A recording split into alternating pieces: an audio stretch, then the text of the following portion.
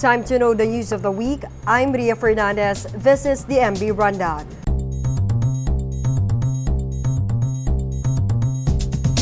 Many Filipinos are observing the Holy Week. A CBCP official reminds them, especially the Catholic faithful, to use this time to pause and reflect. This report. CBCP Executive Secretary on Public Affairs, Reverend Father Jerome Ceciliano, urges people to reflect and renew relationship with the Lord this Holy Week. Alam mo, kapag hindi ka nag-reflect sa sarili mo, at you just go through the motion of life, walang kwenta buhay eh. Susunod at susunod ka lang sa agos eh. Kapag nagre-reflect ka, nadidipin mo sarili mo, sino ka ba, ano ka ba? O ngayon, makikita mo rin dito, ano ba relasyon mo sa kapwa mo? At lalong-lalo na, ano ba relasyon mo sa Diyos? Ceciliano clarifies that the Church does not prohibit taking a trip this Holy Week. But, ang sinasabi lang naman namin dito, kung magpapahinga kayo, magbabakasyon kayo, wag naman sana na masakripisyo ninyo yung paggunita mo nitong sabi nga natin Holy Week activities. And although crucifixion and self-flagellation are practices tied to Catholicism, Ceciliano discourages them. He explains that real salvation can only be attained not through this means, but by surrendering to the Lord and doing good to others. Watch the full story on Manila Bulletin's official Facebook page. This is Hannah Tabius for the MB Rundown. After months of operating on a reenacted budget, President Rodrigo Duterte finally signed the General Appropriations for 2019 amounting to 3.662 trillion pesos on Monday. However, the President vetoed 95.3 billion pesos that were allocated for public works. Executive Secretary Salvador Medialdea explained that the items rejected were not within the President's priority projects. Presidential spokesperson Salvador Panelo also said that others were vetoed because they were considered either as rider provisions or they seek to amend the Constitution and certain statutes. In his message, Mr. Duterte has pledged that he will not tolerate corruption in his administration and any attempt to circumvent the Constitution. The President likewise subjected certain provisions to conditional implementation to ensure conformity with existing laws.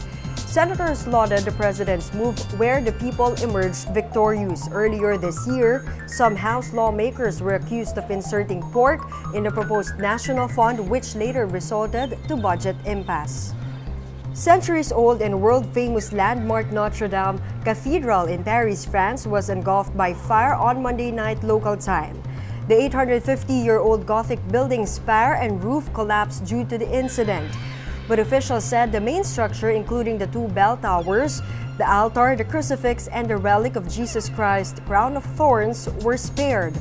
Investigation is ongoing to determine the cause of fire.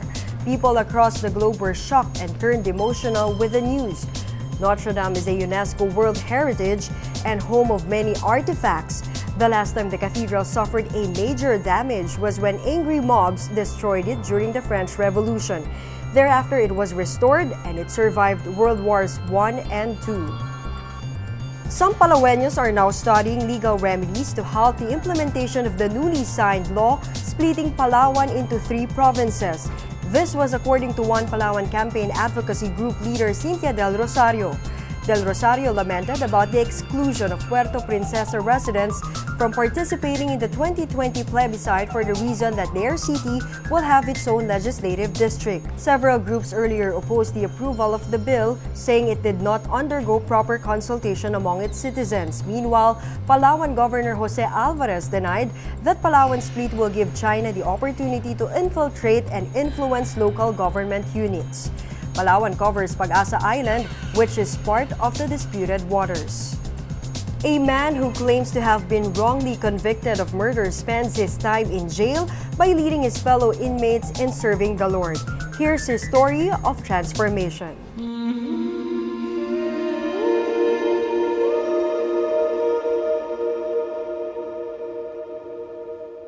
This is John, who claims to have been wrongly convicted of murder. He has been a prisoner for 13 years. According to him, he was just a simple agribusinessman when police arrested and tortured him for allegedly killing a former NBI agent in Pangasinan, Holy Week of April 2006.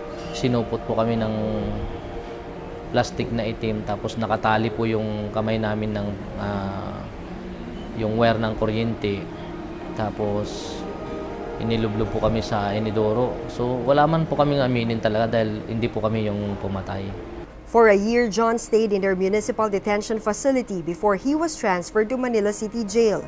He joined the activities facilitated by Christian missionaries who were visiting them. And finally, in 2015, the church he was dreaming to have in their dormitory was built. Hindi ko akalain na mangyari sa buhay ko ito. Na kahit nandito ako sa loob ng kulungan, ay hindi ko naramdaman na nakakulong ako. Kundi inisip ko na lang ang kulungan isang kumbento, yung kulungan isang temporaryong destinasyon ng buhay ng tao. Watch the full story of John on Manila Bulletin's official Facebook page. Let's take a quick recap of the MB Rundown for today, April 19. A CBCP official reminds Catholic faithfuls to reflect despite Holy Week break. President Rodrigo Duterte finally signs into law the 2019 General Appropriations after months of operating under a reenacted budget. Fire engulfs centuries-old Notre Dame Cathedral in Paris, France. Some Palawan residents seek to stop the implementation of the law that splits Palawan into 3 provinces. And a convicted murderer leads fellow inmates in serving the Lord. And that's the MB Rundown. I'm Ria Fernandez.